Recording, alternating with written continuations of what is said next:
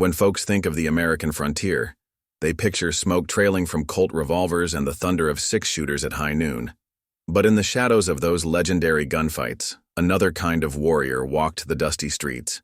Men who carried steel forged in distant lands, their blades thirsting for blood in the savage West.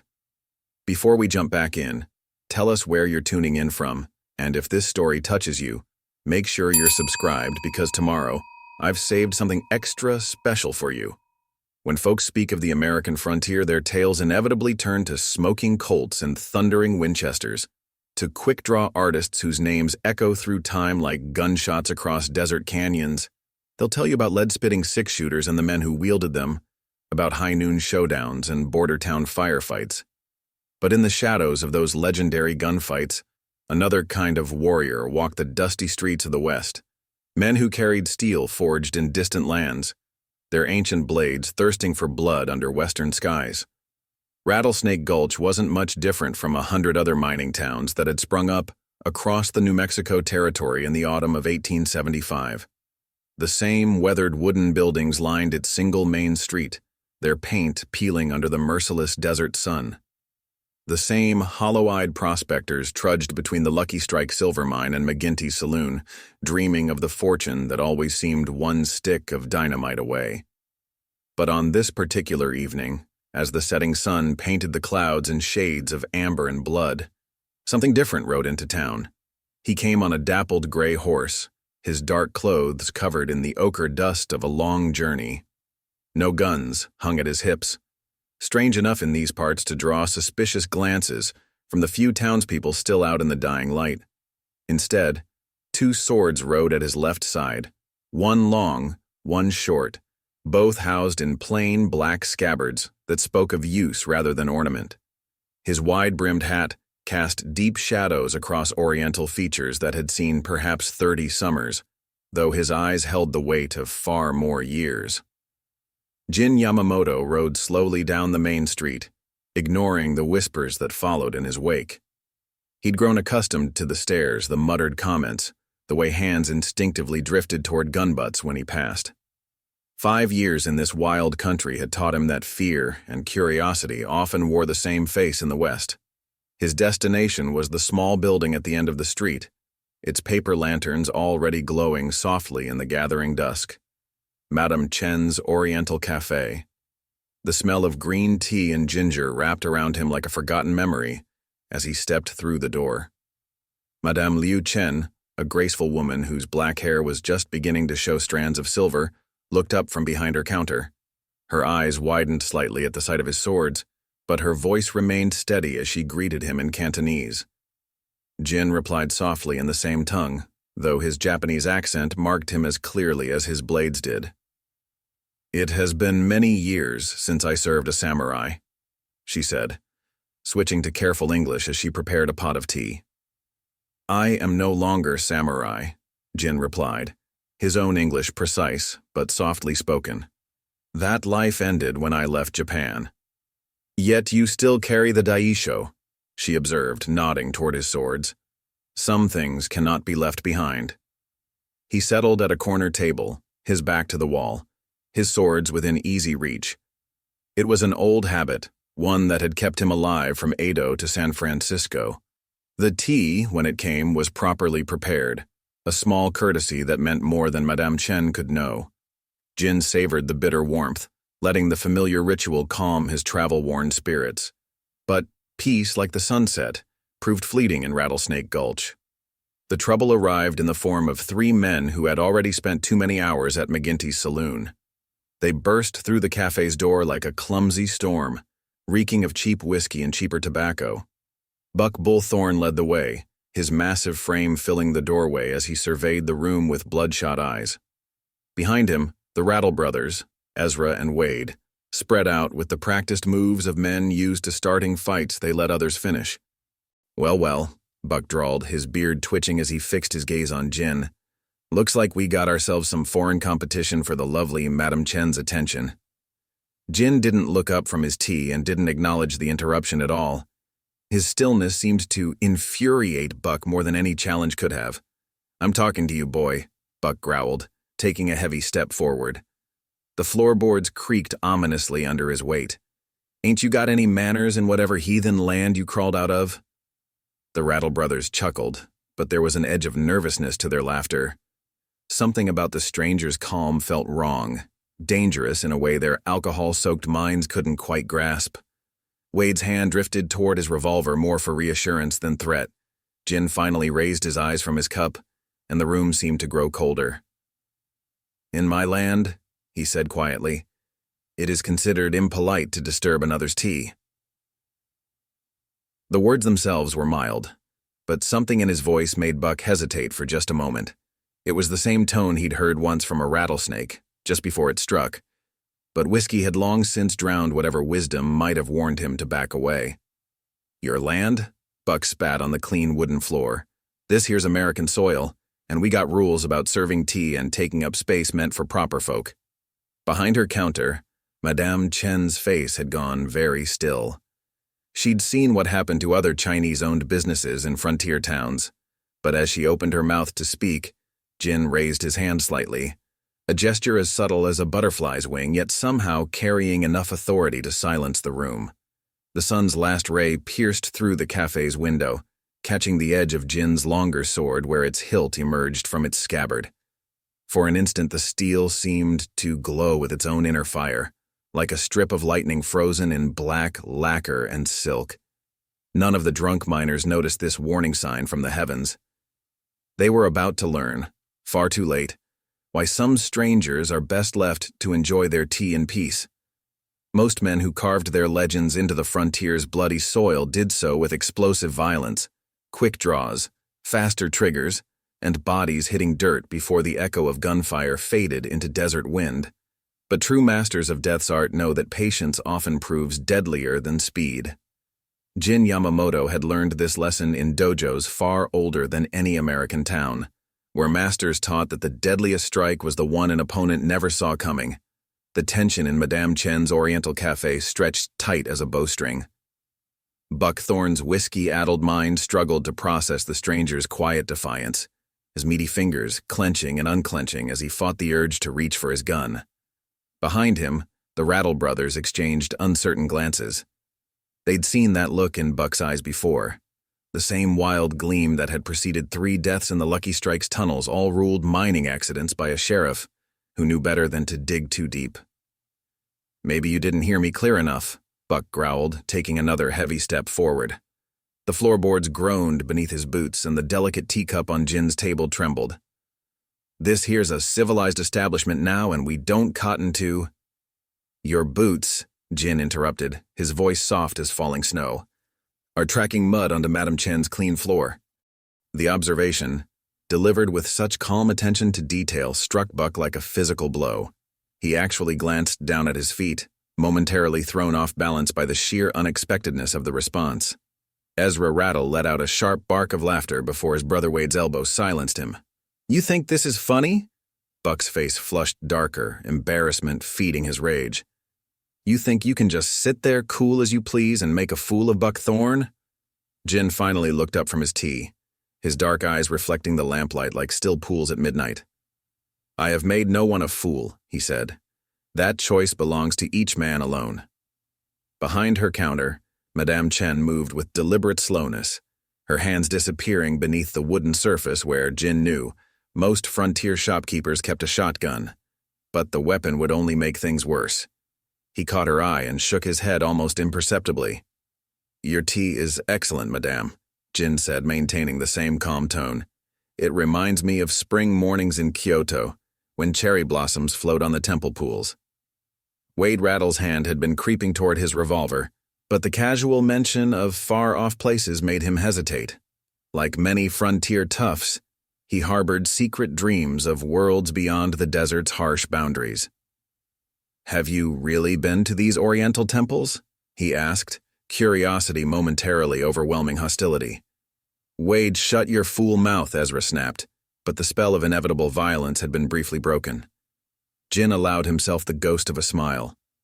"I grew up among them, learned to write poetry in their gardens, to meditate in their halls." His hand moved slowly, deliberately, lifting the teacup. and to master the sword in their dojos. Preparing and narrating this story took us a lot of time, so if you are enjoying it, subscribe to our channel. It means a lot to us. Now back to the story. The last words carried no special emphasis, no threat. They were simply stated facts, like the color of the sky or the taste of the tea. But something in them, perhaps the quiet certainty, perhaps the complete lack of boasting, made Buckthorn's trigger finger twitch. Sword? Buck spat the word like a curse. Boy, this ain't some fancy Oriental garden party. Out here, a man lives and dies by American steel. He patted the Colt at his hip. 6 shots beats any butter knife you're carrying. Jin set his cup down with exquisite care, the porcelain making no sound as it touched the table. 3 armed men, threatening violence over tea. He spoke as if noting items in a ledger. In my homeland, such behavior would bring great shame. Well, this ain't your homeland, Buck roared, his patience finally snapping. This is Rattlesnake Gulch, and out here. Out here. Jin, cut him off again. Men die over nothing. They kill for gold that turns to dust, for pride that turns to wind, for glory that history forgets. His voice had not changed, but somehow it filled the room, making the lanterns tremble. I did not come to your country seeking death, Mr. Thorne. I came seeking peace. That's so. Buck's hand dropped to his gun butt. Then maybe you should have left them fancy pig stickers at home. Jin's eyes flickered to the sword hilts at his side, then back to Buck's face. A wise man once said that those who live by the sword will die by the sword, but he never specified which sword. The philosophical observation seemed to confuse Buck momentarily, and in that confusion, Jin saw the first seeds of fear beginning to sprout. It was not fear of the swords themselves, or even of the man who carried them. It was the deeper, more primal fear of the unknown, the terror that comes from facing something that doesn't follow the familiar rules of frontier justice. Wade Rattle, showing more wisdom than his companion, took a small step backward. Come on, Buck, he muttered. Ain't worth getting worked up over some tea-drinking foreigner. But Buckthorn had passed the point where retreat was possible. His pride, already wounded by the stranger's calm defiance, wouldn't let him back down now. Not in front of the Rattle brothers, not in front of Madame Chen, and certainly not in front of this sword-carrying outsider who dared to speak of peace while carrying weapons of war. Last chance, Buck growled, his fingers dancing on his gun handle. Either you walk out that door right now, or we'll see just how fast these swords really are. Jin's response was to slowly, deliberately, pour himself another cup of tea. The act of pouring tea shouldn't sound like a declaration of war. Yet as Jin Yamamoto tilted the ceramic pot, the gentle trickle of liquid seemed to echo through Madame Chen's cafe like the countdown to an execution. Buck Thorne's face twisted into an ugly mask of rage, his whiskey-soaked pride unable to process this final, deliberate insult. You've got some nerve, boy, Buck snarled, his voice dropping to a dangerous growl. Men have died for less in Rattlesnake Gulch. Jin set the teapot down with the same careful precision he'd shown in everything else. Indeed, he replied, his accent wrapping around the word like silk over steel. Men die for many reasons in this country: pride, greed, misunderstanding. His dark eyes lifted to meet Buck's bloodshot glare. Poor choices. The Rattle brothers had positioned themselves on either side of Buck now, but their usual confidence seemed to have evaporated in the strange tension filling the room. Wade's hand trembled slightly on his gun belt, while Ezra's eyes darted between Jin's calm face and the swords at his side. Something ain't right about this one, Buck, Ezra muttered, low enough that he thought only his companions could hear. Way he sits there, cool as a rattler in the shade. Reminds me of that Apache scout who came through last spring, the one who killed 3 men before they even knew they were in a fight. Jin's lips curved in the barest suggestion of a smile. His hearing, like many of his skills, had been honed through the years of a rigorous training. The comparison to an Apache warrior wasn't entirely unfitting. Both cultures understood that true combat was won in the moments before blades were drawn or triggers pulled. "You find something amusing, stranger?" Buck demanded, his meaty fingers now wrapped around his Colt's grip, though he hadn't drawn yet. "I find many things amusing, Mr. Thorne," Jin replied, lifting his fresh cup of tea. "The way fear wears an anger's mask, the way 3 armed men tremble before a single cup of tea, the way history repeats itself even here, so far from the temples where I learned to read its patterns." Behind her counter, Madame Chen had gone very still, her own experiences in the American West telling her that philosophical observations rarely prevented bloodshed. She'd seen too many businesses destroyed, too many lives ended over moments like this, when pride and prejudice crashed together like storm clouds over the desert. "You say, you came seeking peace," Buck said, his voice roughened by both whiskey and rising fury. "But I'm starting to think you came looking for trouble, carrying them foreign pig stickers, talking down to honest American folk." Jin set his cup down, the motion smooth as flowing water. "Trouble, like peace, is a matter of perspective, Mr. Thorne. From where I sit, 3 drunk men have interrupted my tea, insulted my heritage, and threatened violence. All while standing in the establishment of a woman whose own people have suffered similar prejudices." The observation struck home. Wade Rattle actually took a step back, something like shame flickering across his features. Even Ezra seemed to deflate slightly, though his hand remained near his weapon. But Buck Thorne was too far gone, too deeply invested in his rage to back down now. "Don't you try to twist this around, playing your fancy word games. This is about respect, showing proper respect to the men who built this town." "Respect?" Jin repeated the word thoughtfully, as if tasting it like tea. "In my homeland, respect is earned through actions, not demanded at gunpoint. It flows both ways like a river that nourishes both banks." "Well, this ain't your homeland," Buck roared, his patience finally shattering completely. "This is Rattlesnake Gulch, and out here, respect comes from—" His hand moved toward his gun, and several things happened at once. The Rattle brothers instinctively stepped back, recognizing the signs of imminent violence. Madame Chen ducked behind her counter, her hands moving toward something hidden below. And Jin. Jin didn't appear to move at all. Yet somehow, between one heartbeat and the next, his right hand had come to rest on the hilt of his longer sword. The motion had been so subtle, so perfectly economical, that even those watching for it couldn't have said exactly when it happened. "Consider your next action carefully, Mr. Thorne," Jin said, his voice unchanged despite the deadly promise in his posture. "Some choices, once made, cannot be unmade. Some paths, once taken, lead only to dust and regret." The lamplight caught the edge of Jin's blade where it emerged slightly from its scabbard. Just a finger's width of steel, but enough to cast a cold gleam across the room.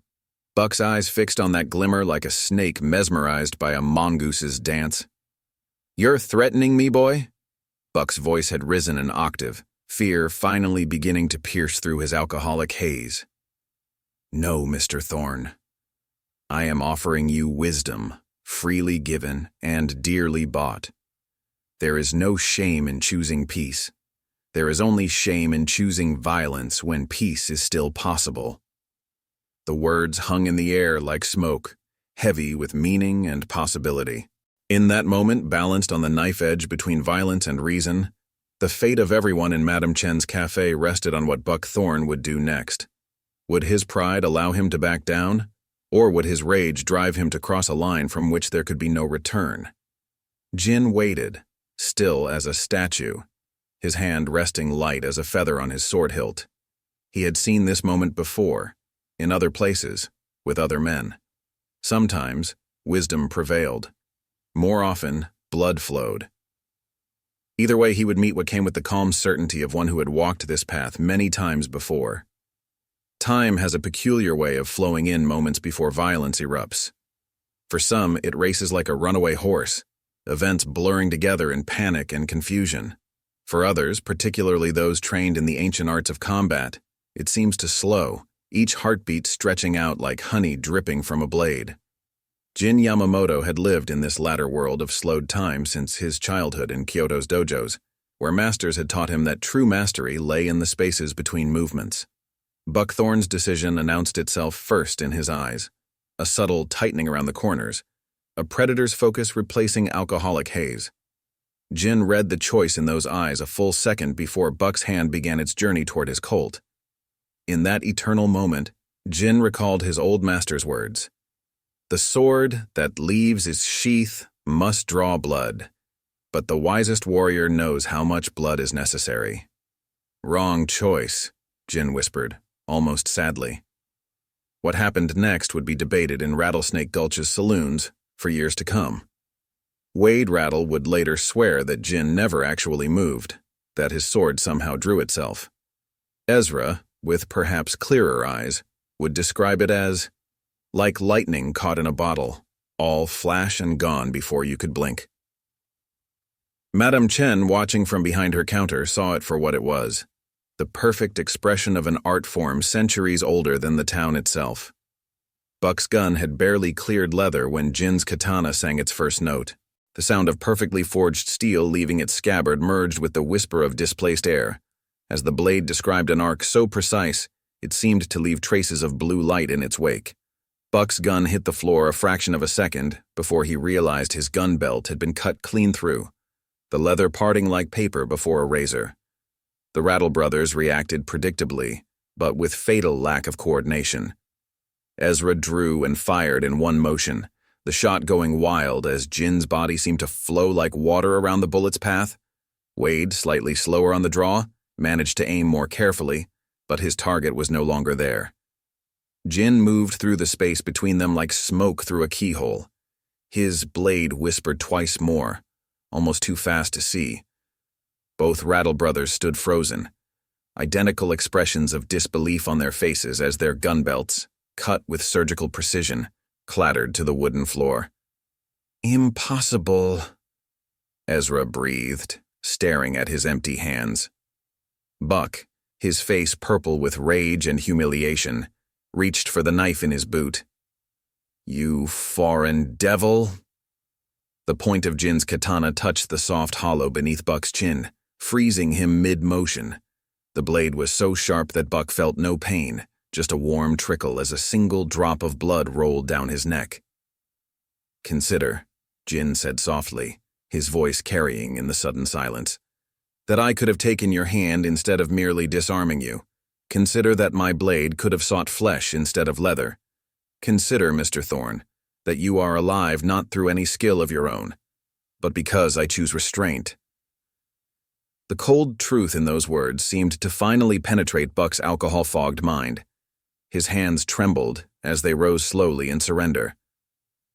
Your guns are forfeit, Jin continued, his blade never wavering.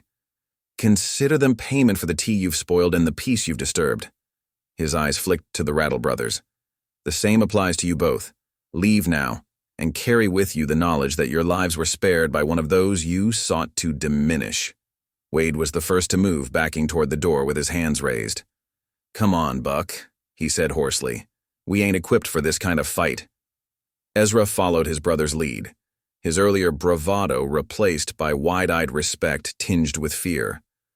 Only Buck remained, his massive frame trembling with impotent rage as Jin's blade kept him pinned in place. This ain't over, Buck growled, but the threat sounded hollow even to his own ears. It is, Jin replied simply. Unless you wish to test your remaining weapons against my shorter sword as well. His left hand rested casually on the hilt of his wakizashi, making it clear that he was far from having exhausted his resources. The fight drained from Buck's posture like water from a broken jug. With as much dignity as he could muster, he backed away from the blade at his throat. At the door, he paused for one final attempt at salvaging his pride. You may be fast with them pig stickers, but this is still gun country. A man can't live by the sword out here. Jin sheathed his katana in one fluid motion, the blade sliding home with a click that seemed to punctuate his victory. Yet here I stand, Mr. Thorne, very much alive. Perhaps it is not the weapon that matters, but the wisdom with which it is wielded. After the three men had stumbled out into the gathering darkness, Madame Chen emerged from behind her counter. She surveyed the scattered guns and cut leather on her floor, then looked at Jin with new understanding in her eyes. "You are him, aren't you?" she asked in Cantonese. "The shadow of Kyoto that people whisper about? The one they say moves faster than Western bullets?" Jin returned to his tea, which had grown cold during the confrontation. "I am simply a man seeking peace in a violent land," he replied in the same language, "though it seems peace must sometimes be defended with steel." The night wind carried the sound of running boots and angry cursing from the direction of McGinty's saloon. Jin sipped his cold tea, knowing that while he had won this battle without bloodshed, the war for respect and understanding in this foreign land was far from over. Word travels faster than a galloping horse in frontier towns, especially when the news involves violence, or in this case, its artistic avoidance. Before the moon had climbed halfway up the desert sky, every saloon and gambling house in Rattlesnake Gulch buzzed with whispered accounts of what had transpired in Madame Chen's Oriental Cafe. With each retelling, the story grew more elaborate, the swordsman more mysterious, the demonstration of skill more incredible. Jin ignored the growing commotion outside, focusing instead on helping Madame Chen clean up the scattered debris of the confrontation. He gathered the fallen gun belts with careful hands, examining the clean cuts his blade had made through leather and metal. Each slice was perfect, precise, a testament to both the sword's craftsmanship and its wielder's control. "You didn't have to help," Madame Chen said in Cantonese as she swept the floor. "Most warriors I've known aren't interested in the aftermath of their battles." Jin arranged the confiscated weapons on a shelf behind the counter, his movements deliberate and respectful. "In the temples where I trained, students spend more time cleaning than fighting. My old master used to say that how we handle the quiet moments reveals more about our character than how we handle combat." A sharp knock at the door interrupted their conversation. Jin's hand moved instinctively to his sword hilt, but Madame Chen's lack of concern made him relax slightly.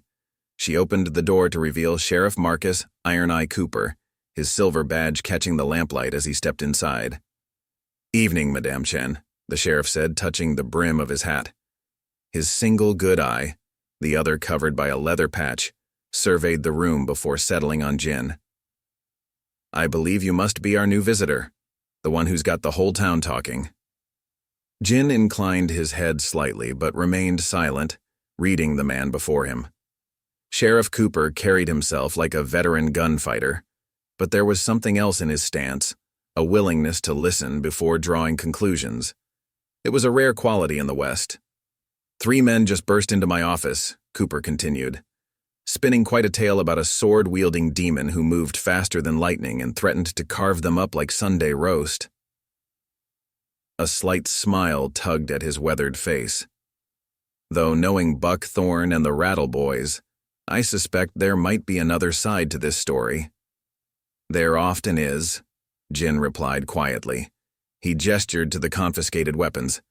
"They're guns, taken as payment for disturbed peace and spilled tea."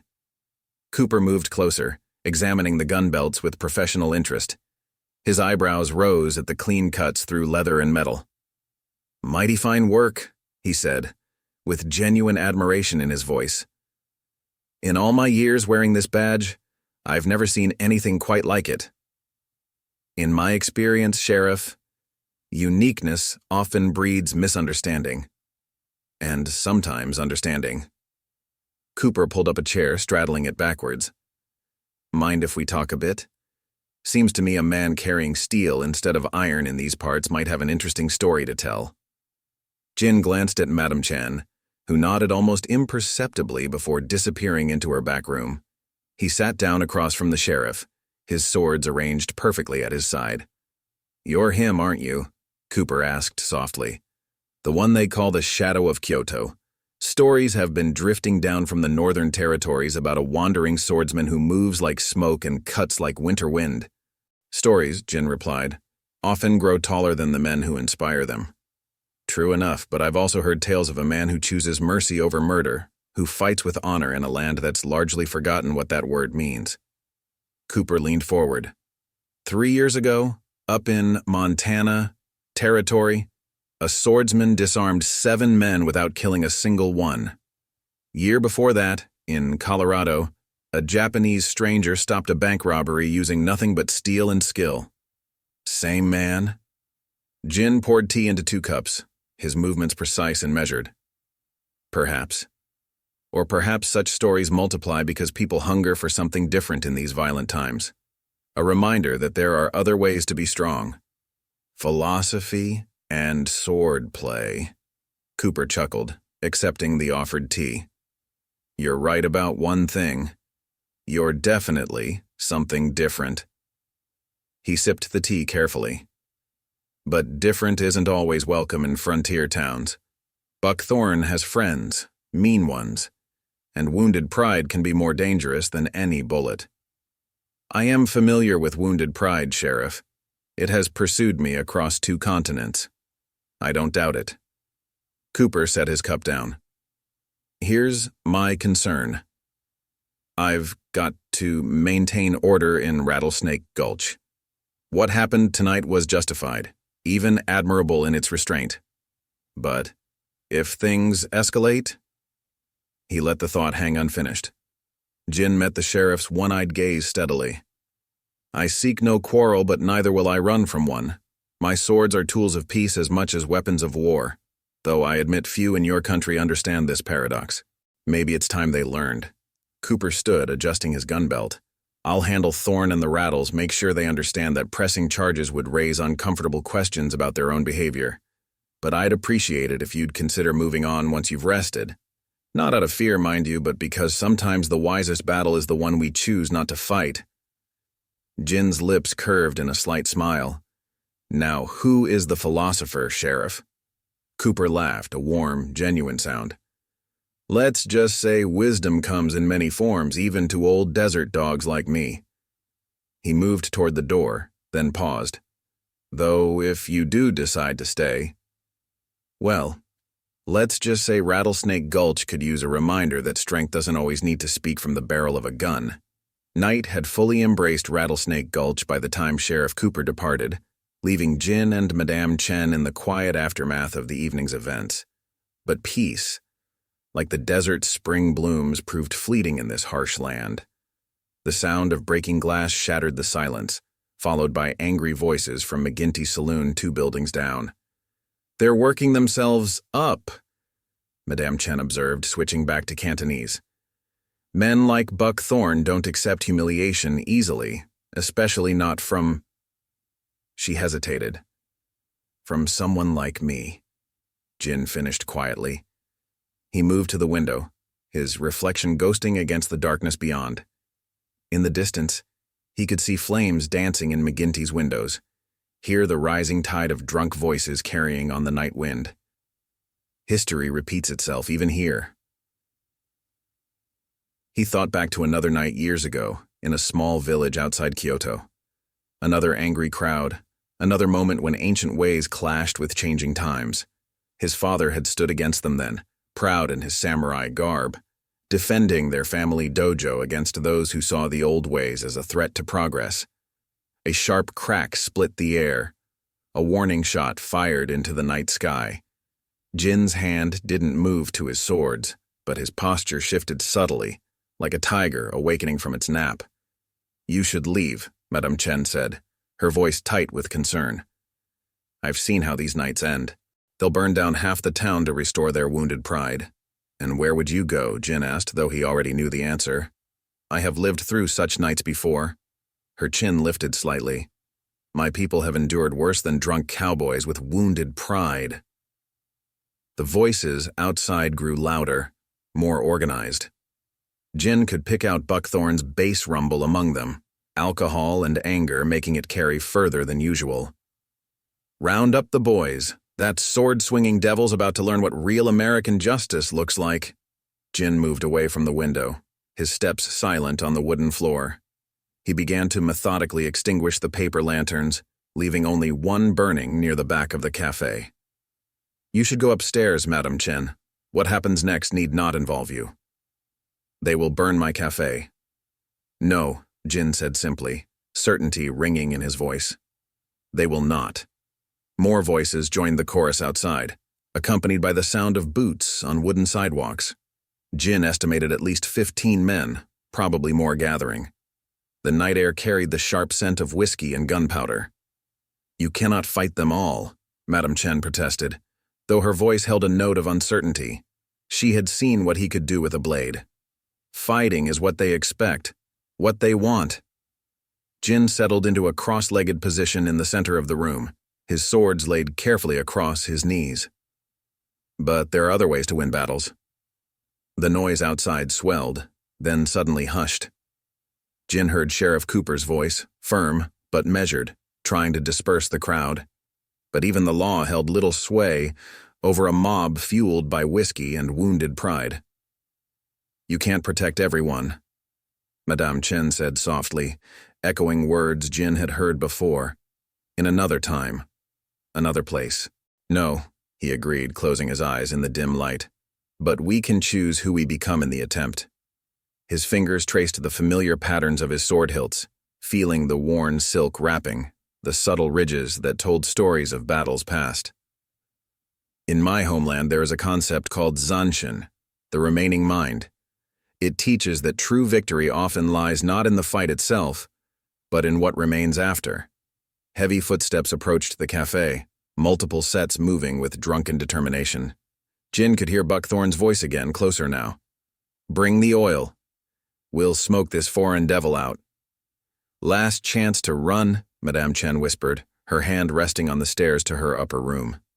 Jin opened his eyes, and in the lantern's fading light, they seemed to hold their own inner fire. In all my years of wandering this land, I have seen much hatred born of fear, much violence born of ignorance. But I have also seen courage in unexpected places, wisdom in simple words, and honor in those who choose to stand when others would flee. The first rock shattered a window, sending glass tinkling across the floor like deadly wind chimes. Outside, the mob had begun to chant, their words slurring together into a primal growl of threatened masculinity. They say the measure of a warrior lies not in how many he kills, but in how many he saves. Jin rose smoothly to his feet, his movements liquid and precise. Tonight, perhaps, we shall test that wisdom. He drew his katana with deliberate slowness, the steel catching the last rays of lamplight like a sliver of moon. The sound it made leaving its scabbard was barely a whisper, yet it seemed to fill the room with ancient promises. Go upstairs, Madame Chen. Lock your door. What happens next will become part of Rattlesnake Gulch's history, for better or worse. His voice held no threat, no anger, only the same calm certainty that had faced down Buckthorn hours earlier. And when they speak of this night in years to come, let them say that here, at least, honor and wisdom stood against fear and hatred. The mob reached the cafe's front door just as Madame Chen's steps faded on the upper stairs. Jin stood in the center of the darkened room, his blade vertical before his face in the traditional stance of his school. In this moment, he was no longer just a wanderer in a strange land. He was the embodiment of centuries of tradition, a bridge between worlds, a testament to the possibility that different ways of being strong could coexist. The door began to shake under heavy blows.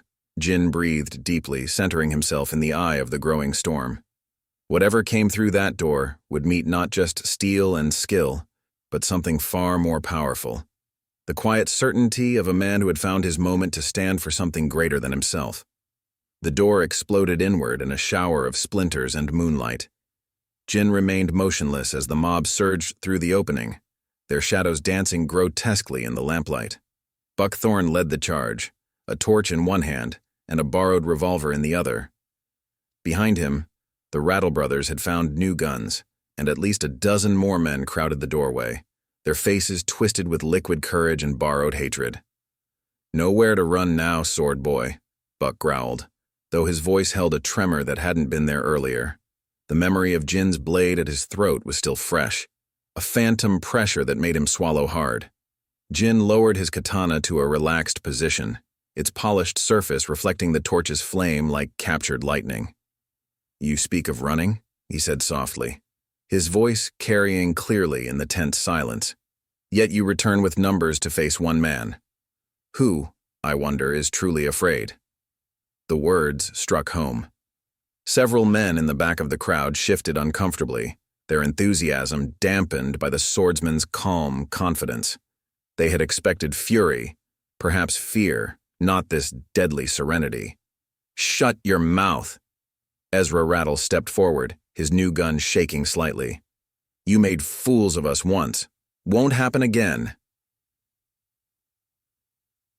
"You made fools of yourselves," Jin corrected gently. "I merely revealed what was already there." His eyes swept the crowd, noting faces, reading intentions. "And now you compound your shame by bringing others to share in your dishonor." A whisper ran through the mob. Some of these men were newcomers to Rattlesnake Gulch, drawn by tales of silver in the mines. They had no personal stake in Buckthorn's wounded pride.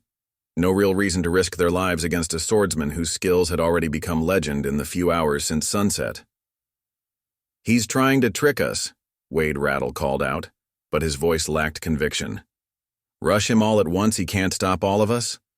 Jin's blade moved in a lazy circle, leaving trails of torchlight in its wake. "An interesting theory. Would you like to be the first to test it?" The steel caught the light again, and several men swore they saw ancient symbols dancing along its length. "How many of you will die before you prove your point? How many widows will curse your names come morning?" "You're outnumbered 15-1, Buck snarled, but he had yet to step fully into the room. "Ain't no blade fast enough to beat those odds."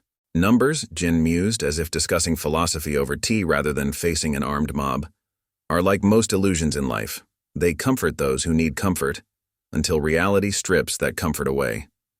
His free hand moved to the hilt of his wakizashi, though he didn't draw it. "Would you like to see how many of you can fire before my blades find their marks? How many will fall before the rest break and run?" The threat, delivered with such matter-of-fact certainty, sent another ripple through the crowd.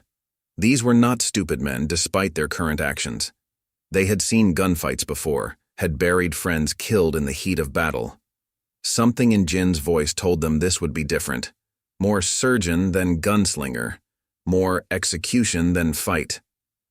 A floorboard creaked as someone took a step backward. Then another. The mob's unified front began to waver. "Cowards!" Buck's face was purple with rage and shame. "He's just one man. One foreign devil with his fancy pig stickers. Yet you needed 14 others to face this one man," came Sheriff Cooper's voice from the darkness behind the mob. "Kinda proves his point, doesn't it, Buck?" The crowd parted like water as Cooper stepped through, his badge catching the torchlight. His gun was holstered, but his hand rested near it with casual readiness. "This doesn't concern you, Sheriff," Buck said, but the authority had drained from his voice. "A mob about to commit murder in my town? That very much concerns me." Cooper moved to stand between Jin and the crowd, his back to the swordsman. It was a gesture of trust that spoke volumes. "Now we can do this two ways.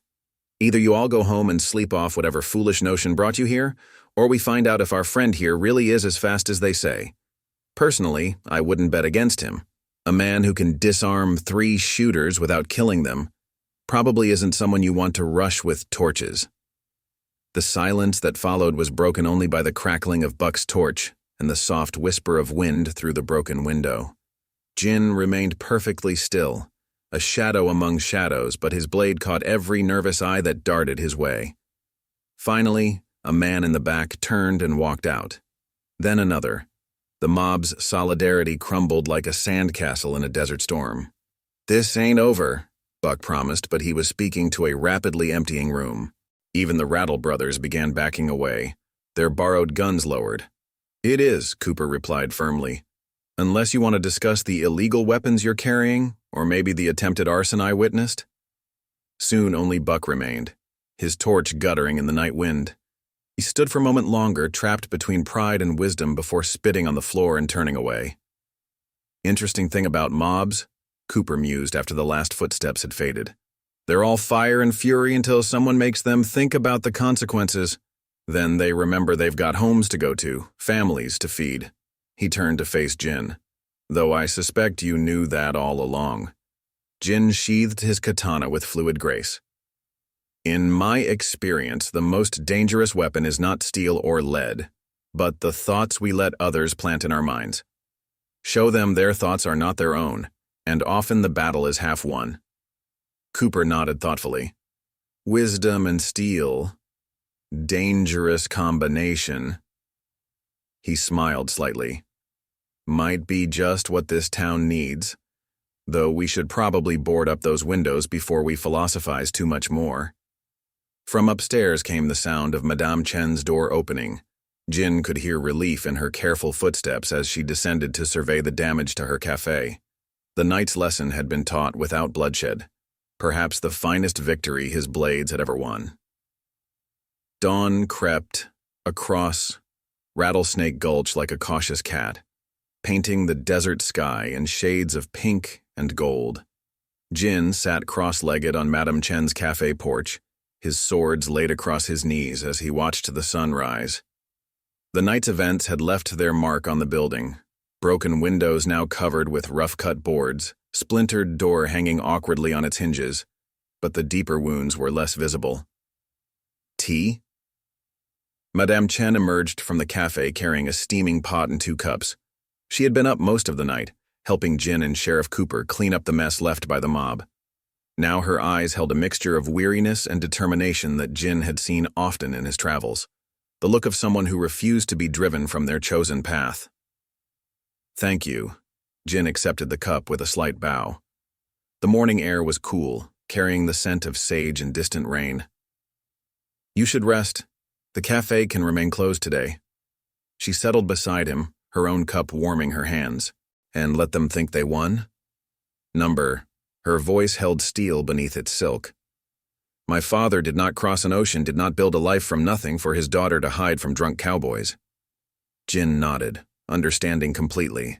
Sometimes standing one's ground meant simply continuing to exist, to live one's life in the face of those who would prefer you vanished. It was a quiet kind of courage, but no less powerful for its silence. The sound of boots on wooden planks drew their attention. Sheriff Cooper approached, looking as if he hadn't slept at all. His badge caught the morning light as he touched the brim of his hat in greeting. Thought I'd find you here, he said, settling on the porch steps with a grunt. Town's quiet now. Amazing how brave men aren't so brave in the cold light of morning. Shame has that effect, Jin observed, offering his teacup to the sheriff, who accepted gratefully. Speaking of shame, Cooper took a long sip before continuing. Buckthorn and the Rattleboys were found passed out behind McGinty's. Seems they decided to drink away their latest humiliation. He fixed Jin with his one good eye. They'll be nursing sore heads in my jail cells for a few days, gives everyone time to cool down. Jin traced the pattern of grain in his sword's scabbard. They will not cool down, Sheriff. Men like that burn hotter with each perceived slight. Eventually, they will try again. Probably, Cooper agreed. But next time they might think twice about bringing a mob. Word's spreading about last night. Way people tell it, you faced down 15 armed men without spilling a drop of blood. He smiled slightly. Stories growing taller by the hour. Stories are like desert winds, Jin said softly. They reshape the landscape of truth until new mountains rise and old valleys disappear. The morning stillness was broken by the sound of approaching horses. 3 riders appeared at the end of the street, their mounts kicking up dust in the golden light. Jin's hand didn't move to his swords, but his posture shifted subtly. Ease your mind, Cooper said, recognizing the riders. That's just Morgan Walsh and his boys from the Double W Ranch. Good people. He raised his voice in greeting as the riders drew closer. Morning, Morgan. You're in town early. Morgan Walsh proved to be a weathered man in his 50s, his face lined by sun and wind, but his eyes sharp and clear. He dismounted with the easy grace of a lifelong horseman, his companions, who shared his features enough to mark them as his sons, following suit. Marcus? Walsh nodded to the sheriff, then let his gaze rest on Jin. Heard there was some trouble in town last night. though we'd ride in, make sure everyone was all right. His eyes took in the boarded windows, the damaged door, especially after what Buckthorn was yelling about in McGinty's earlier. Your concern does you credit, Jin said, rising smoothly to his feet and bowing slightly. But as you can see, the situation was resolved without serious harm. Walsh studied Jin with frank curiosity. So you're the one they're talking about. The sword carrier who moves like lightning and talks like a preacher. He extended his hand. Morgan Walsh. I run the Double W, the biggest spread north of town. These are my boys, William and Warren. Jin clasped the offered hand, noting the strength in it, the honest calluses of hard work. Jin Yamamoto. A wanderer. Nothing more.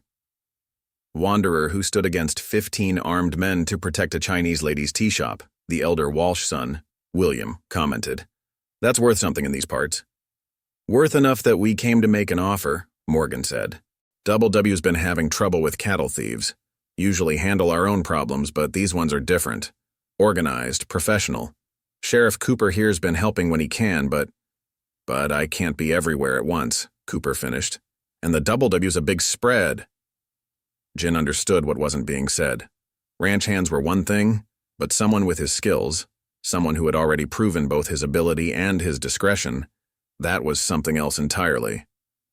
You're offering employment? Morgan nodded. Fair wages, a place to stay, and our support in town. Double W carries weight around here. Might make certain people think twice about starting trouble. He glanced meaningfully at the damaged cafe.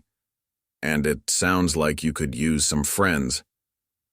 Jin looked at Madame Chen, who had remained silent during the exchange. She met his gaze and nodded almost imperceptibly, the blessing of one outsider to another. Your offer is generous, Jin said carefully. But I should warn you. Trouble has a way of finding me, even when I do not seek it. Morgan Walsh laughed, a deep, genuine sound. Son, this is cattle country. Trouble's what we pay for. He grew serious. But we pay for justice, too. The right kind of trouble, handled the right way. That's worth its weight in gold out here. The morning sun had climbed higher, burning away the last traces of dawn's softness. Jin felt its warmth on his face and thought of other mornings, other choices that had led him from the temples of Kyoto to this dusty porch in a western town. The morning sun had fully claimed the sky by the time Jin finished listening to Morgan Walsh's tale of the cattle thieves. The story was familiar enough. Masked riders in the night, carefully planned raids, disappearing trails. But something in the details caught Jin's attention. The precision of the attacks, the way the thieves seemed to know exactly when and where to strike, suggested more than just common bandits. They hit 3 ranches in the last month, Morgan explained, accepting another cup of tea from Madame Chen. Always during the new moon, always taking the prime stock. But the Double W they hit twice. Because you're the biggest target, Jin suggested, but Morgan shook his head. Because we're the only ones who fought back. Lost 2 good hands in the last raid. Found them. He paused, glancing at Madame Chen. Well, let's just say whoever these people are, they're sending a message. William Walsh, the elder son, leaned forward. Sheriff Cooper tracked them as far as Thunder Canyon, but the trail went cold there. Not cold, Cooper corrected. Professional. These aren't your usual desert rats running off with whatever they can grab. They've got military precision, proper equipment. Someone's backing them with money and training. Jin absorbed this information in silence, his mind working through the implications. He had seen similar operations in his travels, well-funded criminals using the vast spaces of the frontier to hide their activities. But something about this felt different, more personal. The timing of your offer is interesting, he said finally, looking at Morgan Walsh. The night after I demonstrate certain skills, you appear with an opportunity. Morgan met his gaze steadily. News travels fast in cattle country, but if you're asking whether I planned this, the answer's no. Meant to come into town anyway after hearing about Buckthorn gathering a mob. Man like that, drinking and riling up others against peaceful folks, it ain't right. And now? Jin's question hung in the air. Now I'm thinking maybe it's more than coincidence. Town's changing. Territory's changing. Maybe it's time the old ways of doing things changed, too. Morgan gestured at Jin's swords. You showed last night that there's more than one way to handle trouble. Maybe that's exactly what we need. A commotion from down the street interrupted their conversation. Two figures burst out of McGinty's saloon, shoving each other and shouting. Even at this distance, Jin recognized Buck Thorne's massive frame and Ezra Rattle's lean silhouette. They had apparently been released from the jail's drunk tank, and their tempers hadn't improved with sobriety. Damn fools, Cooper muttered, starting to rise, but Jin held up a hand. Wait, he said softly. Watch. The two men's argument grew more heated, but neither reached for a weapon. Instead, their shoving match moved them further down the street, away from Madame Chen's cafe. Their voices carried clearly in the morning air. Your fault, Ezra. You're the one who said we should rush him. Me? You're the one who got us into this mess, Buck. Now the whole town's laughing at us. Jin's lips curved slightly. They avoid this side of the street. Last night left a deeper mark than just wounded pride. Fear's a powerful teacher, Cooper agreed, though it rarely teaches the right lesson. Which is why we need someone like you at the Double W, Morgan said. Someone who understands the difference between fear and respect. These cattle thieves, they work through fear. But what you did last night, that earned respect. Warren Walsh, the younger son who had remained quiet until now, suddenly spoke up. There's something else, Pa. Tell him about the sword. Morgan sighed, shooting his son a look. Was getting to that. During the last raid, one of our boys managed to wound one of the thieves. Found something interesting where he fell. He reached into his vest and pulled out a piece of cloth, stained with dried blood. Carefully wrapped inside was a short knife, its style and workmanship unmistakably Japanese. Jin's expression didn't change, but his fingers tightened slightly on his teacup. Tanto, he said quietly. Traditional companion to the katana and wakizashi. This one bears the moon, the crest of the Koga school. Mean something to you? Cooper asked, noting the subtle tension in Jin's posture. Perhaps. Jin studied the blade without touching it. The Koga were known for their ninja traditions, stealth, sabotage, and night raids. When Japan began to modernize, many such schools were disbanded. Their practitioners scattered, some coming to America, like myself, but for different reasons. You're saying these cattle thieves might be Japanese? William asked incredulously. I'm saying nothing yet. Jin's voice was careful, measured. But if what I suspect is true, then your trouble may be larger than missing cattle. The Koga were never simple thieves. They were warriors for hire, serving whoever paid their price. If they're operating here, then someone with money and connections is behind it, Cooper finished. Someone using these raids for a bigger purpose. Morgan Walsh stood, his decision evident in his bearing. Then my offer stands, with one addition. Not just fair wages and a place to stay, but a chance to solve this mystery. These people are hurting innocent ranchers, killing good men. If they're connected to your past somehow, maybe that's not a coincidence either. Jin rose as well, his movements fluid and controlled. In the distance, Buck Thorne and Ezra Rattle had finally separated, each storming off in different directions, their wounded pride still radiating from them like heat from sun-baked stones.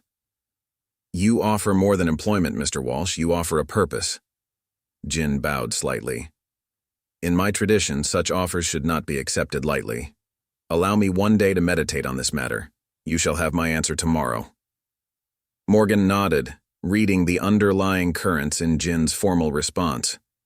Take your time. Truth is, after seeing how you handled things last night, I'm more convinced than ever that you're what we need.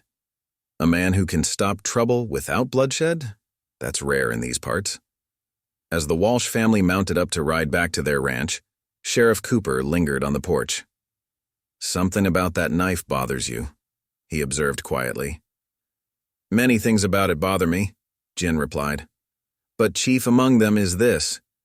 If former Koga ninja are involved, why leave behind evidence of their involvement? Such carelessness is unlike them. Unless they wanted someone to find it, Madame Chen suggested. Unless they were leaving a message for someone specific. Jin's hand rested lightly on his katana's hilt, feeling the familiar wrap of its grip, the weight of its history. Perhaps, he said softly. That is what I must meditate upon. As evening approached, Jin knelt in Madame Chen's small garden behind the cafe, a space barely larger than a prisoner's cell yet meticulously maintained. Here, among carefully tended herbs and flowers that reminded them both of homes left behind, he sought the clarity that had always come to him in such moments of quiet contemplation. The tanto lay before him on a silk cloth, its presence like a shadow across his thoughts. 5 years had passed since he'd last seen such a blade, since that rain-soaked night in San Francisco when he'd confronted others who had brought the old wars to new shores. He had hoped those battles were behind him, yet here was proof that some shadows refused to fade with distance or time.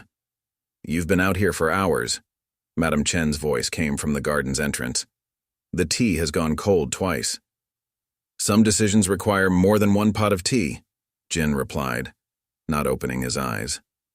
The evening air carried the scent of her jasmine flowers, mixing with the eternal dust of the desert. And some decisions are already made. We simply wait to admit it to ourselves. She settled on a small bench nearby, her movements as precise as his own. You know these people? These Koga warriors? Jin's hand moved to touch the cloth-wrapped tanto, his fingers tracing its familiar shape. I know of them.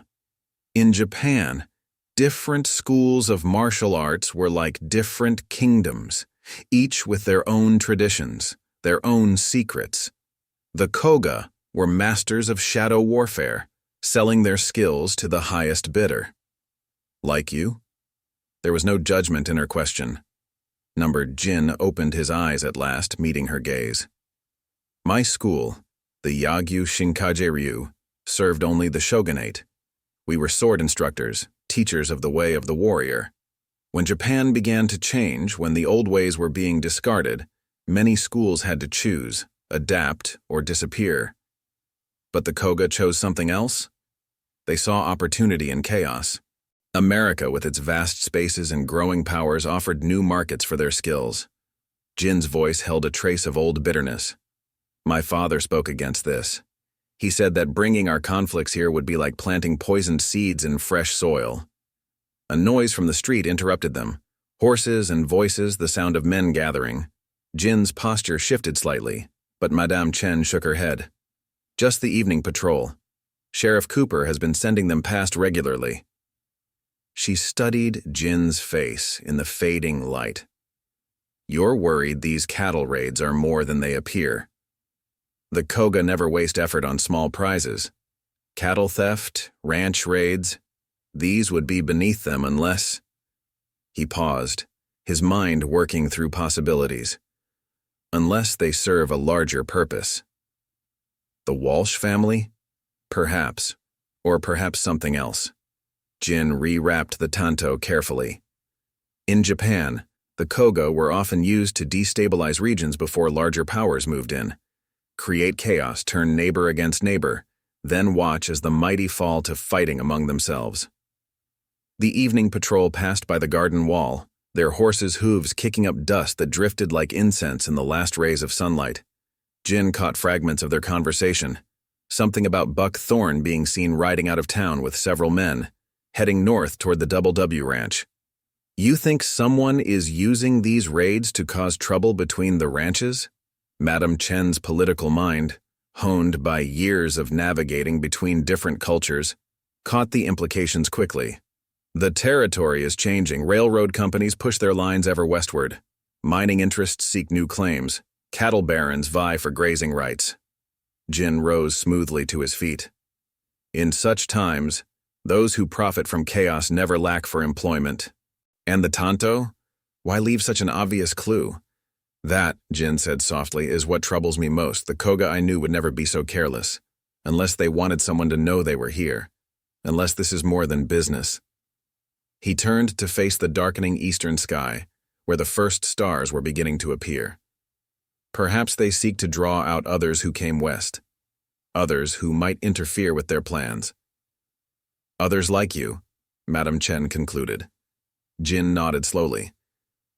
In Japan, there is a saying, a single arrow is easily broken, but many arrows bundled together cannot be. The ranches here, the Double W, its neighbors, they are like those arrows, strong together, vulnerable apart.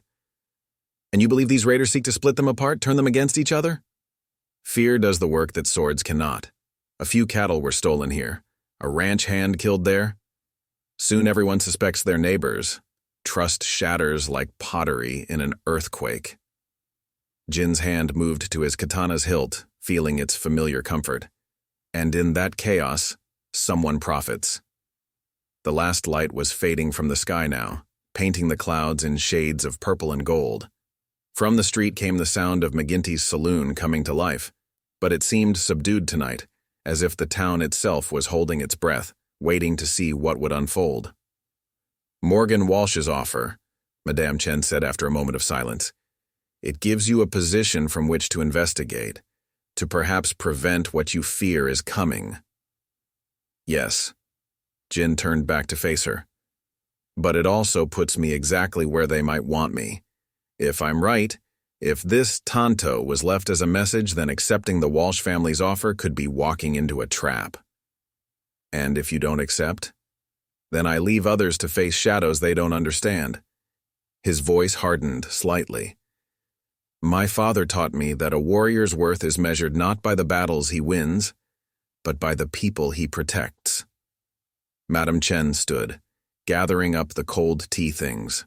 Then it seems your meditation has served its purpose after all. Jin smiled faintly. Perhaps it has simply reminded me that some choices are made for us by who we are, not by what we wish to be. He looked toward the north, where the Double W's vast spreads lay under the darkening sky. Tomorrow I will give Morgan Walsh my answer. And then we shall see what shadows rise to meet us. Night had fully claimed Rattlesnake Gulch when Sheriff Cooper burst into Madame Chen's cafe, his usual composed demeanor shattered by urgency. Jin was helping board up the last broken window, but he set aside his tools at the sight of the lawman's face. Trouble? Jin asked, though he already knew the answer. Buck Thorne and his boys were seen heading toward the Double W, Cooper said, catching his breath. But that's not the worst of it. Got word from the Miller spread. Their whole north herd's been scattered. Ranch hands found signs of riders moving cattle toward Thunder Canyon. The new moon is tomorrow night, Jin observed quietly. The raiders are changing their pattern. Or responding to new players on the board, Madame Chen added from behind her counter. She had been watching Jin work, her sharp mind piecing together the implications of recent events. Cooper's good eye is fixed on Jin. You think these two things are connected? Buck's move and the raid? In my experience, Sheriff, coincidence is often the mask worn by careful planning. Jin moved to retrieve his swords from where they rested near the door. How many men rode with Buck? At least 6, maybe more. Word is they were well armed. Cooper's hand unconsciously moved to his own gun. I've sent deputies to warn the Double W, but they're stretched thin with this cattle raid. Jin tied his swords at his waist with practiced efficiency. Buck Thorne is not subtle enough for this kind of coordination. Someone is using his wounded pride, turning it to their advantage. The Koga? Madame Chen asked. Perhaps. Or perhaps someone who knows their methods. Jin's face was thoughtful. In the old stories, ninja would often manipulate local conflicts, using existing grievances to hide their true purposes. A horse's whinny split the night outside, followed by the sound of running boots on wooden walkways. A young ranch hand burst through the door, his face streaked with dust and blood. "Sheriff, Mr. Walsh sent me. Raiders at the Double W, but they ain't just stealing cattle this time. They're burning the outbuildings, driving off the horses." The boy's voice cracked with panic. "And there's others, men in black, moving like shadows. They took William Walsh." Jin and Cooper exchanged glances. "A hostage," Jin said softly. "They're forcing a confrontation." "But with who?" Cooper demanded. "Morgan Walsh?" "With me." Jin's voice was calm, but his eyes had taken on the cold focus of a drawn blade. The Tanta was indeed a message, but not just to show they were here. They needed to know if any other practitioners of the old arts had followed them west. "And now they know," Madam Chen concluded. "Yes. My display last night with Buck Thorne, it would have confirmed what they suspected." Jin moved toward the door, his steps silent despite his haste. "They likely planned this raid already, but now they have added elements designed to draw me out." "It's a trap," Cooper stated flatly. "Of course." Jin paused at the threshold. "But they have given me no choice. An innocent man's life hangs in the balance, and the Double W faces destruction." A ghost of a smile touched his lips. "Sometimes, Sheriff, the most effective response to a trap is to walk into it willingly, but on our own terms." Cooper checked his gun, then grabbed his rifle from where it leaned against the wall. "I'm coming with you. Number Butker." Jin's response was firm but gentle. "You are needed here. Buckthorne and his men may be part of this plot unwittingly. When they realize they've been used, they may return to town seeking revenge. Madam Chen and others will need your protection." The sheriff looked like he wanted to argue, but years of frontier wisdom had taught him to recognize truth when he heard it. "What about Morgan Walsh? His son's being held by these devils. Tell him to protect his remaining family and his ranch house. The raiders will try to draw his men away, divide their forces." Jin's voice took on the crisp tone of a military commander. "They will expect him to scatter his hands searching for William. Instead, he must hold his position, trust in the skills that have kept him alive in this harsh land." "And you?" Madam Chen asked quietly. "What will you do against shadows and gunmen alone?" Jin stepped out into the darkness, his form seeming to blur at the edges as he merged with the night. "I will remind them that they are not the only ones who learned to walk in shadow, that some arts once mastered cannot be forgotten, only turned to different purposes." The young ranch hand's horse stood nearby, still saddled and breathing hard. Jin swung into the saddle with fluid grace gathering the reins. "Sheriff, if I do not return by dawn, ride to the Double W with as many men as you can gather, but not before. The night must play out as they expect, or William Walsh's life is forfeit." Cooper nodded grimly. "And Buck Thorne's men?" "They are pawns in a game they don't understand. If possible, prevent them from becoming casualties of their own ignorance." Jin turned the horse toward the North Trail.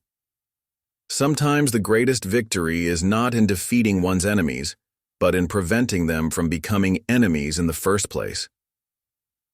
As Jin prepared to ride out, Madam Chen called after him softly in Cantonese. "Remember what you told Buck Thorne about choices that cannot be unmade." Jin replied in the same language, his words carrying on the night wind. "Some choices were made long ago, when we first chose our paths. Tonight I merely walk the one I selected when I left Japan, the path of protecting others from shadows they cannot see." With that, he touched his heels to the horse's flanks and vanished into the darkness, riding toward a confrontation that had been brewing since he first set foot on American soil. Behind him, Sheriff Cooper and Madame Chen watched until his form was swallowed by the night, each saying a silent prayer in their own way to their own gods. The storm that had been gathering over Rattlesnake Gulch was about to break, and in its fury old debts would be settled and new legends would be born. But first, Jin had to survive what promised to be the longest night of his American journey. Thunder Canyon lived up to its name that night, though the sound echoing off its walls came not from storms, but from the clash of steel on steel. Jin had tracked the raiders to an old mining camp tucked into the canyon's embrace, where moonlight caught the edges of black-clad figures moving with deadly precision through the shadows. William Walsh hung suspended from a wooden beam, bound but conscious, his captors having positioned him perfectly to draw anyone attempting a rescue into their trap. Around him, 6 figures in traditional ninja garb maintained a careful watch, while others patrolled the perimeter with modern rifles, a blend of old and new that spoke to their adaptation to this foreign land.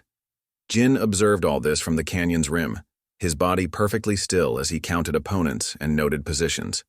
15 in total, the same number that had faced him in Madame Chen's cafe, though these warriors were far deadlier than drunk cowboys. Among them he recognized the distinctive stance of Koga swordmasters, their katanas carried with the same familiar grace as his own. "Come down, Yagyu dog," a voice called in Japanese, carrying clearly in the night air. "We knew you would follow our trail of breadcrumbs." Jin stood, allowing himself to be seen. "Masashi," he responded in the same tongue. "I thought I recognized your hand in this. Still hiding behind hostages and hired guns?" A figure detached itself from the shadows below, tall for a Japanese, wearing a black coat that blended Western and Eastern styles. Masashi Koga had also adapted to this new land, it seemed, though his smile remained as sharp as Jin remembered from their last encounter in San Francisco. "We adapt to survive," Masashi replied. "Something your school never understood. The world changes, but power remains power, whether it wears a samurai's robes or a banker's suit." Jin began his descent into the canyon, moving with deliberate grace. "And what power seeks to control these lands? The railroad? The mining companies? Smart as ever." Masashi's smile widened. "But knowing changes nothing. You're outnumbered, far from help. Even the great shadow of Kyoto must fall before superior forces. Numbers," Jin quoted himself, "are like most illusions in life. They comfort those who need comfort until reality strips that comfort away." He reached the canyon floor just as a commotion erupted at the camp's edge. Buckthorn and his men, arriving right on schedule. Jin had known they would come, their wounded pride making them predictable pawns in Masashi's game. "What's this?" Buck demanded, taking in the scene with confusion. "You said we'd catch the sword swinger here, not. What the hell is all this?" "Pawns," Masashi said dismissively in English, outliving their usefulness. What happened next seemed to unfold in the space between heartbeats. 2 of Masashi's men raised rifles toward Buck's group, but Jin's warning shout came first. "Down."